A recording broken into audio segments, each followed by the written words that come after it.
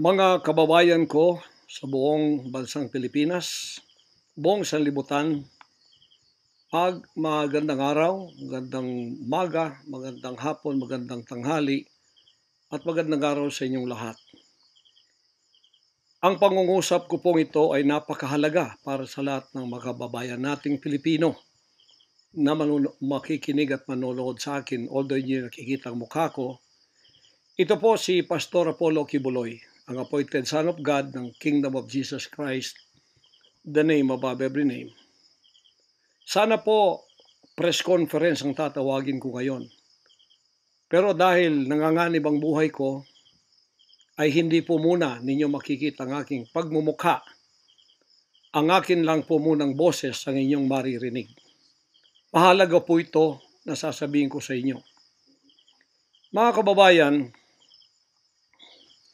mula po noong 2018, ako ay linigalig na at ang aking kongregasyon na walang dahilan ginawan kami ng kaso doon sa bansang Amerika. Sumunod kami sa batas. Kung kami may mga sinabi lang violations na hindi pa napatotohanan, yan po ay nasa kanilang federal court na. Kumuha kami ng 20 lawyer upang pag-usapan ang lahat ng kanilang akusasyon, which is about 43 counts. Lahat po yan ay mayroong 20 lawyers na nakatutok at meron na po kaming depensa. Naghihintay po ang aking mga lawyer sa Amerika at sa Pilipinas na simula ng trial. Mulang 2018, pinospon. Ginawang 2020, pinospon. Ginawang 2022, pinospon. 2021, ganun din. 2023, sana ipopospon. Pinospon pa rin. Ngayon, hindi na po papayag ang judge. November 5, 2024, talaga pong itutuloy na. Ngayon, ako naman nandito sapagkat indicted din ako. Sealed indictment pa nga ng 3 taon, hindi ko alam ako indicted ako. So anytime pupunta ako doon, pupusasan na ako, hindi ko alam. Pero salamat naman sa Panginoon Diyos sapagkat hindi na ako pumalik doon at hindi nangyari yon.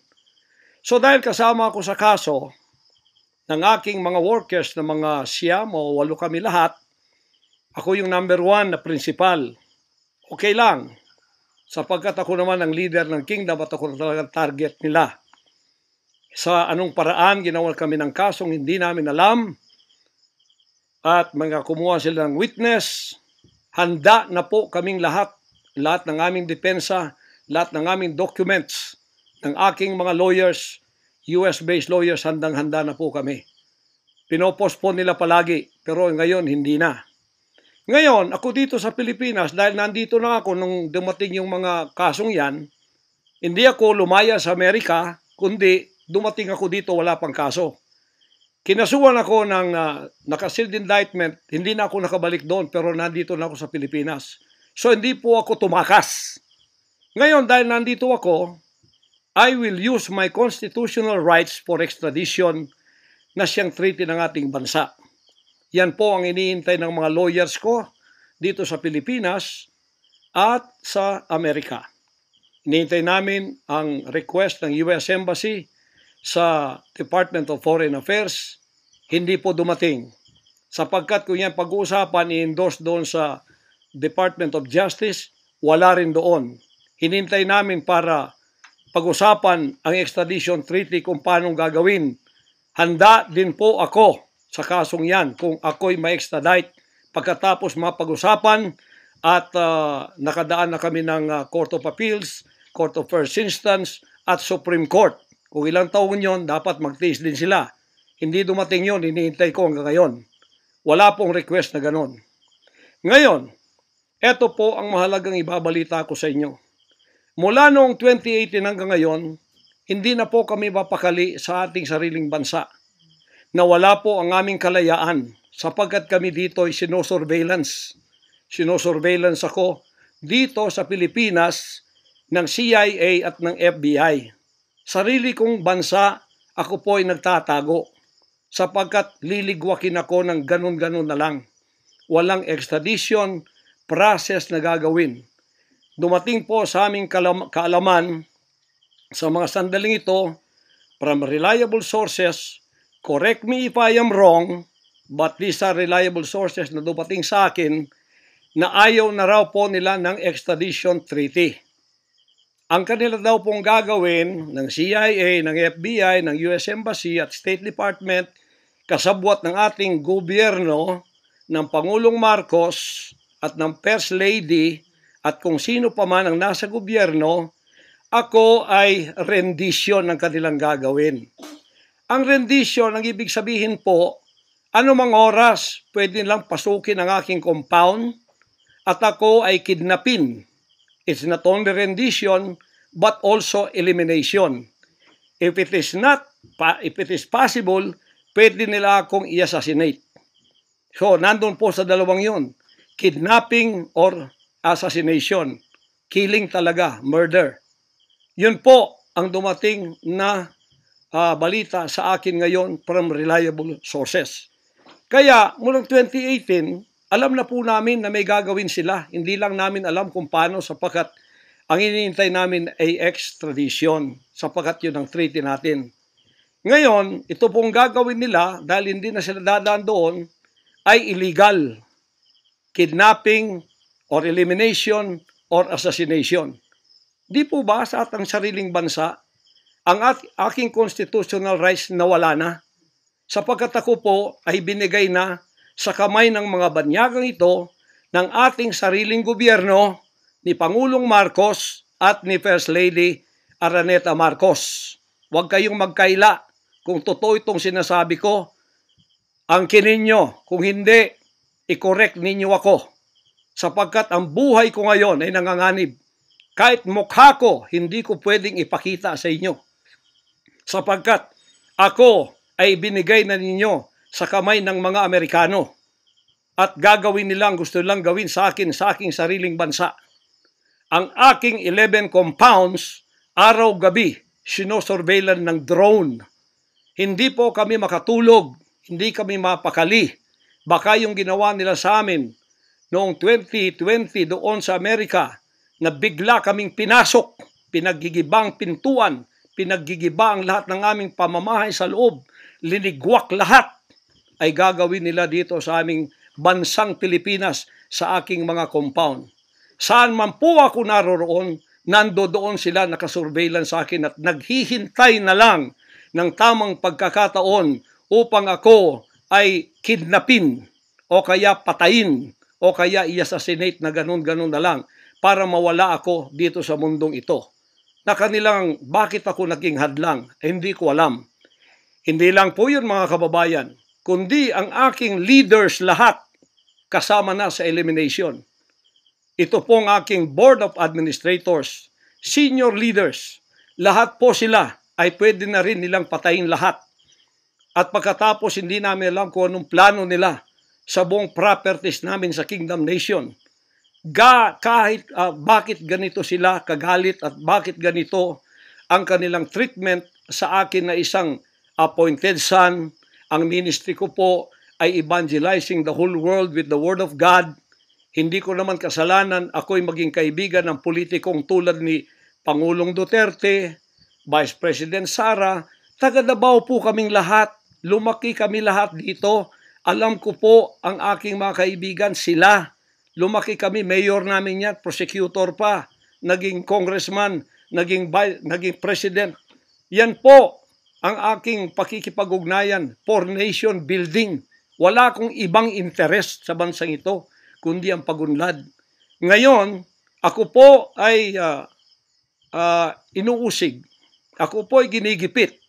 At ako po ay sinasaktan sa lahat ng paraan ng mga false accusation, false allegations na ayaw naman nilang pumunta sa korte. At pagkatapos, ayaw din nilang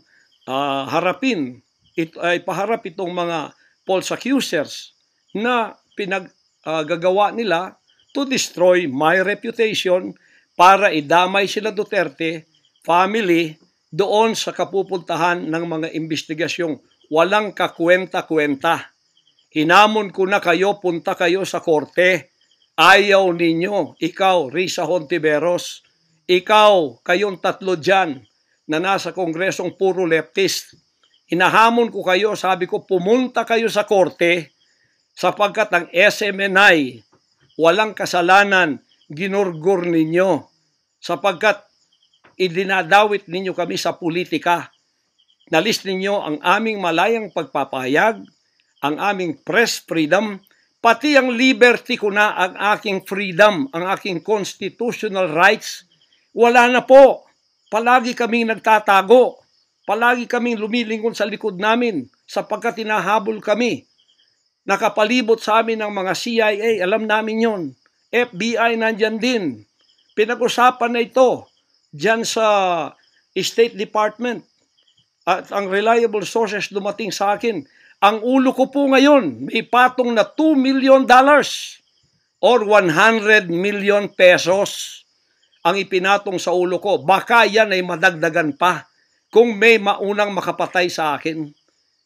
Ano ang nangyayari sa bansa natin? Ngayon, mga kababayan, ay meron pa pong gagawin daw sila sapagkat meron na daw silang search warrant. Pagkatapos daw, isi-search ang aming lahat ng compound. At hindi daw kami papayagan na merong witness na sasama. At ang balita namin, kung ito'y totoo, sa reliable source ay nagsasabi na paplantingan daw kami ng bomba, guns, and drugs sa aming mga compound. Yan po ay aming babantayan. Sinabi ko na po muna sa inyo dito sa live na to, para kung mangyari man ang mangyayari, sapagkat wala po kaming ganon, ay sila po may kagagawan nun. Ganito ka-evil ang kanila pong mga pag-iisip sa ngayon, masyadong desperado, aywan ko kung bakit. Kung kayo nasa katotohanan, nasa kapangyarihan, bakit kayo natatakot? At huwag ninyong pasamahin ang aming mga abogado para sumama sa inyo sa pagsisearch. Kaduda-duda na yon. Hindi po pwede yun. Ano tayo? Bansang Hapon ng panahon ng giyera? Ano to? Panahon ni Hitler? Na wala kaming pwedeng lawyer na sumama sa inyo? Kayo-kayo lang? Pagkatapos, pwede nyo kaming barilin pagka kami nakikipag-usap na kailangan may witness para kamerahan namin ang ginagawa ninyo na wala kayong lusot kung meron kayong gagawin na kabulastugan. At pagkatapos, ipapatong ninyo sa amin. Pagka ito'y totoo, we will resist you. Hindi kami violent, pero hindi kami papayag na wala kaming mga witness na sasama sa inyo. Lawyer at saka barangay captain ang hinihingi namin na magiging witness sa lahat ng search na gagawin ninyo sa lahat ng aming pamamahay, kwarto o kung ano. At may lawyer kaming titingin muna sa inyong dokumento kung ano ang isi-search nyo. Kung anong bahay, kung anong compound, kung ano lang ang dapat nyong gawin, at ilang oras. Hindi to open-ended eh. Kailangan meron, sisisi namin ng judge na gumawa ng search warrant na ito pagka hindi ninyo nirespect ang aming constitutional rights. Huwag ninyong tapakan ang aming rights. Hindi din namin tatapakan ng rights ninyo bilang kayo ay nasa batas. Igagalang namin yon. Pero igalang din ninyo kami kasi meron kaming mga narinig na ginawan ninyo ng mga ebidensyang peke. Tinamnan ninyo pagkatapos ipapatong ang kaso sa amin. Religious community po ito. This is a spiritual community. Once tumapak kayo dyan, sapagkat kayong nagdadala ng batas, respetuhin ninyo. You are on holy ground. Yan po ay mahal naming banal na dako. Huwag ninyong lapastanganin. Pero hindi namin kayo pipigilan kapag may search warrant kayo. Pero hindi kami papayag na hindi kami makakasama ng kasama namin, hindi makikialam sa inyo. Titingin lang sa lahat ng gagawin ninyo. Kasi hindi na kami kumpiyansa sa gobyernong ito. Gagawa sila ng paraan para kami ay bigyan ng kasalanan. Yan po, babantayan natin yan. Pag hindi sila pumayag, then siguradong magpa-planting sila ng evidence. Pag pumayag sila, then fair ang laban. Hindi namin sila pakikialaman, titingin lang ang aming mga witness na mga lawyer at saka barangay captain. At kung sino man ang mga witness na nandoon mula sa aming side, kasi nandoon sila. Hindi na pwedeng gawin wantonly ang kanilang gagawin doon sa aming mga compound na wala kaming witness. Because they can do anything to implicate us, to plant false evidences and charges against us. Ganon ang aming mga paningin dito. Kaya wag ninyo kaming pigilan para pantay ang laban natin. Kasi nakikita namin na ang pamamahalang ito ay hindi na po matuwid. Biro ninyo, ginikipit kaming ganito, wala namang kaming ginagawa sa bansang ito. Sinabi ko na muli, hindi kami nagdidil ng drugs, hindi kami violenting tao, hindi kami terorista, mangangaral kami ng mga salita ng Diyos. In fact, dito sa aming compound sa Tamayong, kami ang nakapagbigay ng peace sa mga kababayan nating sinisila ng CPP and PNDF, tinatakot at pinapatay. Ngayon, wala na sila, may peace na kami. Eto namang gobyerno natin, eto ang ginagawa nila sa amin. Biro ninyo mga compound na religious ng Kingdom of Jesus Christ, ginaganito nila. Pero yung pagnanakaw nila sa gobyerno, wala silang sabi. Tiklop bibig. Hindi sinisearch ang mga bahay na pinagbibili nila. Nagamit ang pera ng gobyerno. Anong klase kayo? Sige, gawin ninyo ang gusto nyong gawin sa amin. Pero kami tatayo sa aming constitutional rights. Whatever happens. Tatayo ako sa kalayaan ko sa bansang ito na pinakamatyan ng aking mga national heroes. Yan mga kababayan, bantayan po natin. Hindi po ako magpaparesto sapagkat ako po ay siguradong papatayin. Kasi rendition na ang kanila, hindi na po extradition. Kaya wala na akong kalayaan at wala na po akong depensa sa sarili ko, kundi ang Panginoong Diyos lamang. Kung paano itinago ng Diyos si Elijah sa evil woman na si Jezebel, nang nagpakain sa kanya ay mga ibon na lang. Ganon din ang gagawin ng Diyos sa akin. Hindi ako ibibigay sa kamay ng masasama pag ganito ang pamamahala. It's an evil, unrighteous administration. I am telling you that. Bantayan natin to mga kababayan ko. 73 years na po ako. Magse-74 years na ako dito. Lahat ng administrasyon na daanan ko na. Lahat ng mga naging pangulo. Mula kay Diosdado Macapagal. Mula po sa maliit pa ako kay Magsaysay. Kay Carlos P. Garcia. Kay Diosdado Macapagal. Kay Marcos Sr., kay Cory Aquino, pagkatapos kay Ramos, pagkatapos kay Gloria Macapagal, pagkatapos kay Erap, pagkatapos kay Ramos, pagkatapos si Aquino, Noynoy, pagkatapos ang ating Pangulong Duterte. Wala po kaming nadaanan ganito na ginigipit kami sa aming sariling bansa ng mga dayuhan. Nakasabwat ang ating pamahalaan na aking sinuportahan pa naman noong nakaraang eleksyon. Tandaan mo, President Bongbong Marcos, First Lady Lisa Marcos, pati ikaw, Martin Romualdez, hindi kayo dyan ngayon kung hindi kayo tinulungan ng SMNI at ng buong sangkatauhang Pilipino. Naniwala sila sa amin sapagkat ang SMNI lamang ang may credibility. Noong panahong yon hanggang ngayon. Ngayon, anong ginawa ninyo?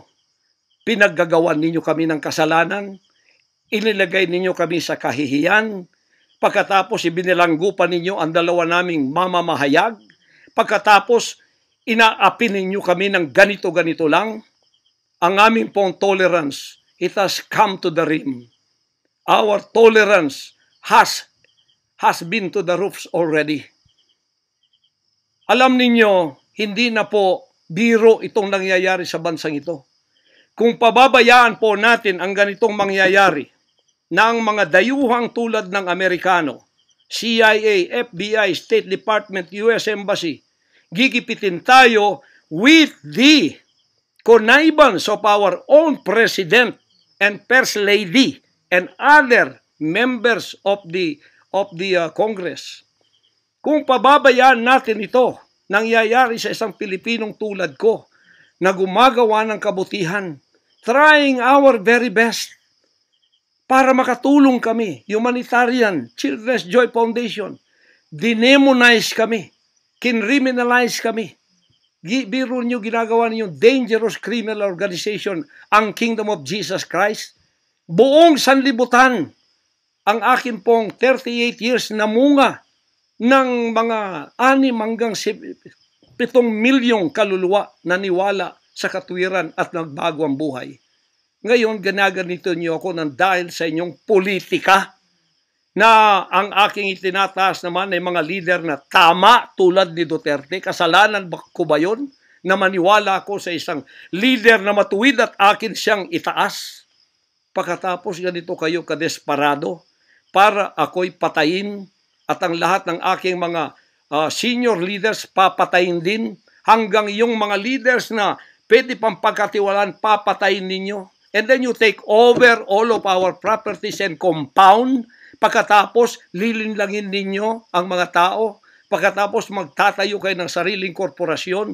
I-incorporate ninyo doon ang lahat ng properties na pinaghirapan, blood, sweat, and tears ng aking mga members all over the world.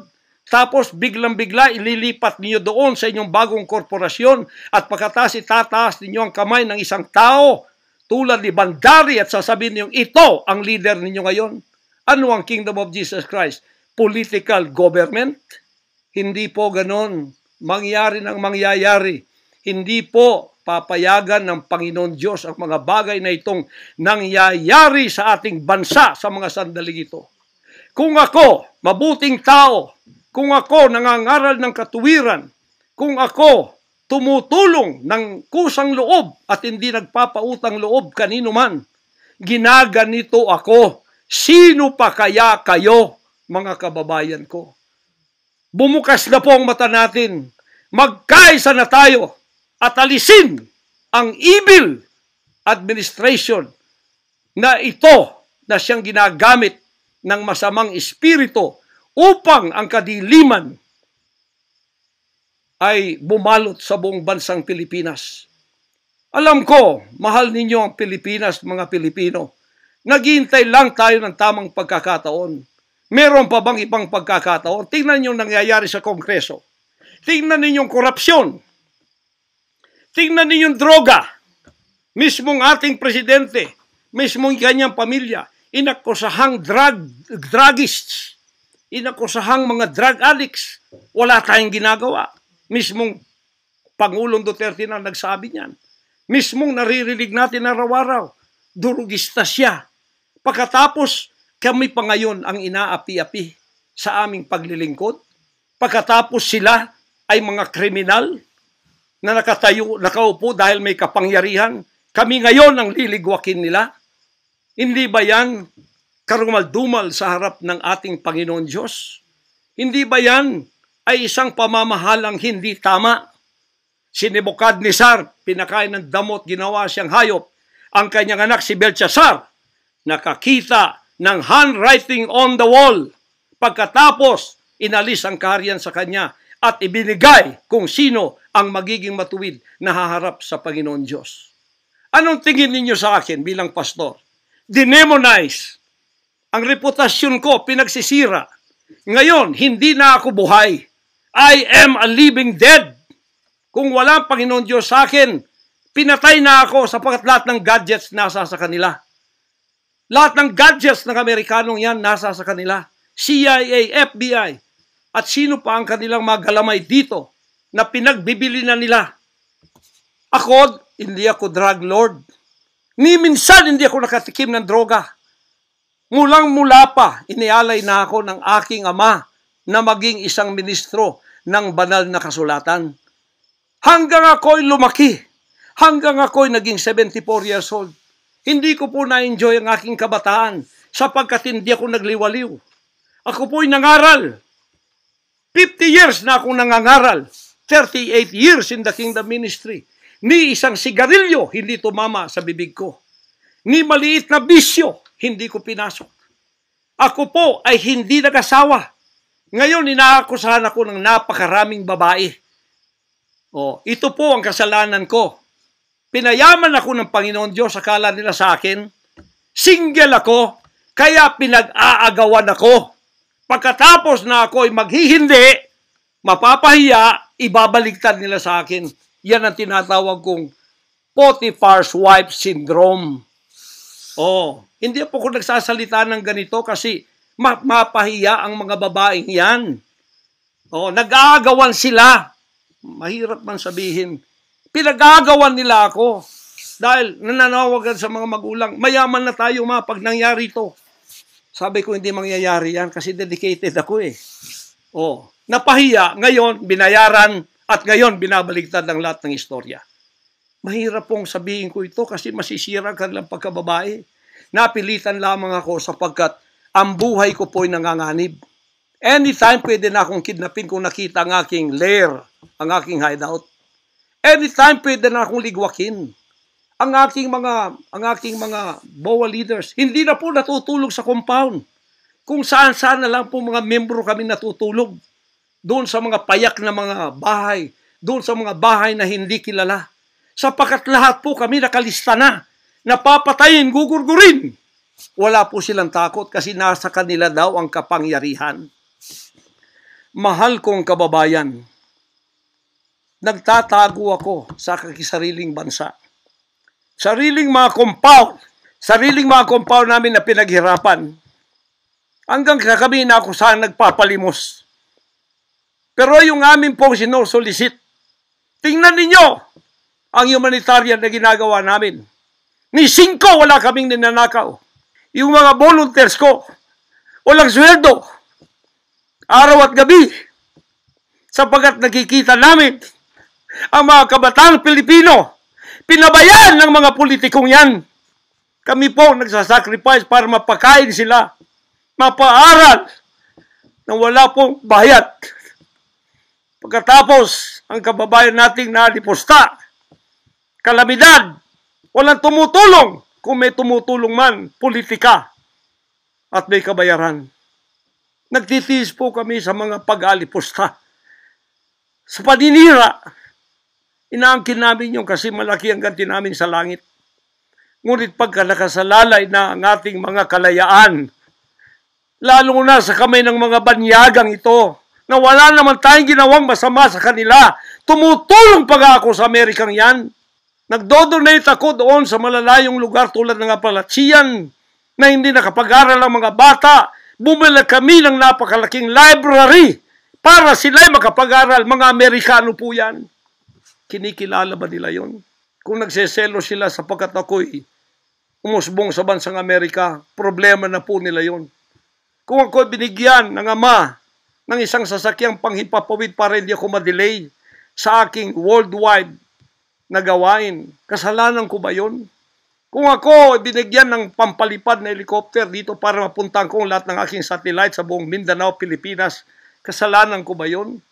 Kasalanan ko ba na ako'y magkaroon paaralan para makapag-aral ang mga bata na walang bayad? Kasalanan ko bang mayroong SMNI para hindi mabayaran?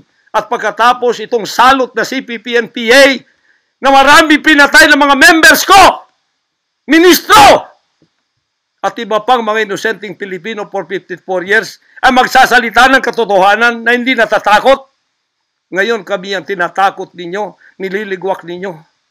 Anong klase kayo? Kung hindi kayo tatayo ngayon, mga kababayan ko, sapagkat ako'y living dead na, wala nang kwenta itong buhay ko, iaalay ko ito sa bansang Pilipinas. Ako ang mamumuno upang tayo ay magkaroon ng kalayaang muli. Unang-una sa akin, sa aking kababayan, sa Kingdom Nation, sa aking mga leaders na papatayin din, at sa lahat ng Pilipino nagmamahal ng kalayaan. Tatayo ako!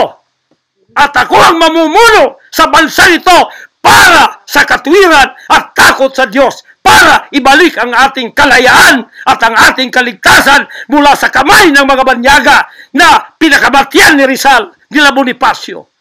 Gayon ang panahon ng pagtayo. Ayaw ko pong gawin ito. Hindi ako politiko. Ang misyon ko ay isang pastor, isang alagad ng Diyos. Appointed son, magligtas ng kaluluwa. Ngunit hindi nyo kinilala yon. At ngayon, sinisikil ninyo ang aming kalayaan na ma-enjoy namin ang labor namin for 38 years. Blood, sweat, and tears. Ang gabi, ginagawa naming araw. Hindi kami nagmolestiya ng ibang tao. Lumago ang bansang Korean. Ngayon, you are envying and jealousy. Gusto niyo kaming i-put down. Mapipilitan akong pupunta at mamumuno sa bansang ito para sa katuwiran. Sasabihin ko sa inyo, pag ito'y kalooban ng Diyos, gagawin ko. Ngayon din, sapagkat ang buhay ko ay wala ng kwenta. Papatayin din naman nila ako. Ngayon, tatayo na ako para sa kalayan nating lahat. Mahal kong mga kababayan, ito po ang mahalagang mensahe ko sa inyo sa mga sandaling ito. Hindi ko po uurungan ang sinumang gumagapi sa bansa ko at sa aking kalayaan na ako mismo nagtatago sa aking sariling bansa within 74 years. Hindi po nangyari ito ngayon lang. Pangulong Bongbong Marcos, akala ko matuwid ka na tao. Ikaw, First Lady, akala ko matuwid kang tao. Totoo ba yung ginagawa ninyo riyan na meron kayong mga sex orgies at meron kayong mga drug session na nagliligwak kayo ng drug, sumisingot kayo ng drug habang nagsesex orgies kayo? Totoo ba ito? Totoo bang kayo ay may mga session ng nagarkila kayo ng mga voodoo expert from Africa, pagkatapos mga witchcraft sa India at ang inyong session Martes at pagkatapos Biyernes dyan sa Malacanang upang inyong aswagin i-witchcraft ako, Vice President Sara at Pangulong Digong at ang lahat ng tutol sa inyong paglilingkod. Biro ninyo, naging demons na kayo, nag-devil worship na kayo kung totoo man ito. Nag-devil worship na kayo kung totoo man ito. Para lang kayo ay manatili sa kapangyarihan. Para lang kayo ay humawak ng aming pera, hindi ninyo pinaghirapan. Kami po ay nagbibigay ng taxes. Lahat ng aking kingdom materials from China, may taxes lahat yan. Milyon-milyon ang aming binabayad. Gayon, ginagawa pa ninyo sa amin ito. Matuwid ba kayo? President Bongbong Marcos, Lisa Marcos, makinig kayo. Totoo ba na gumawa kayo ng aksyon kasama ng FBI na ako ay nyo nang ipaligwak at binigay sa kanilang kamay? Kaya't sila'y gumagawa ng ganito with impunity sa aking sariling bansa. Kung ganyan ang ginawa ninyo, I will not honor you. I will not respect you because you did not honor me and you did not respect me.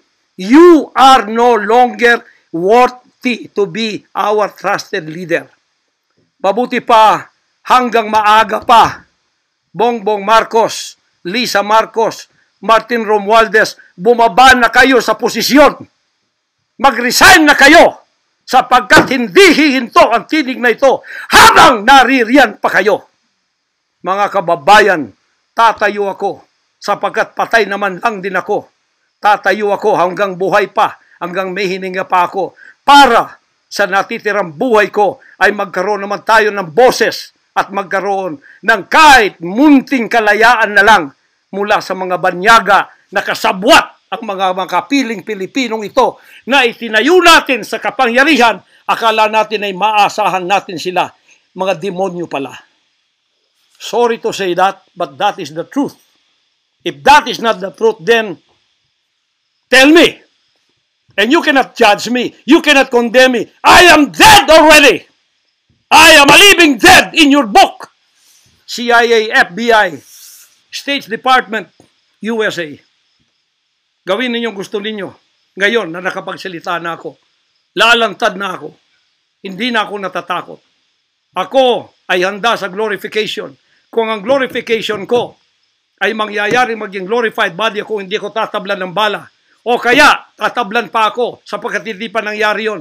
Handa na akong humarap sa mga bala ninyo. Basta't ito ay nasabi ko na sa social media, huwag ninyong ligwakin ito para sa bansang Pilipinas ito. Mahal ko po kayong lahat.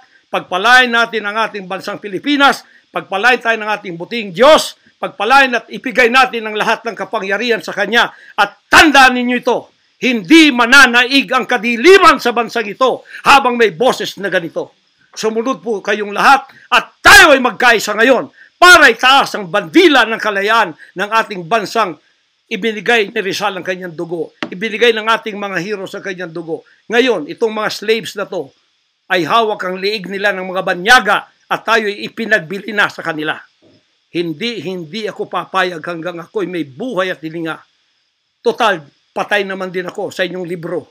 Okay na ako sa buhay ko. Masaya na ako. Meron na akong accomplishment. Handang-handa naman ako pumunta ng langit noon pa. 50 years ago, I was ready to go to heaven because I have been there thousands of times and I saw my mansion there. Nandito lang ako para sa aking bansang Pilipinas, para sa kaligtasan ng mga kaluluwa sa buong sanlibutan. Yun lang ang dahilan kung bakit ako naririto. Pero natatakot mamatay? Hindi po. Sapagkat ako'y nasa Kanya at siya'y nasa akin. Ano man ang mangyayari sa akin tulad ng aking amang si Jesus Christ, ipinako sa krus, ay handa po akong mag-alay ng aking buhay sa isang worthy cause na sinasabi ko dito. Magandang gabi po, magandang araw sa inyong lahat. Hanggang dito lang, pagpalain tayo ng ating dakilang Ama. Sa Kanya lahat ang kapurihan at ang kapasalamatan at ang kaharian magpakailanman ay mananaig dito sa ating bansa at sa buong sanlibutan. To God, our Jesus Christ, be the glory forever. Amen.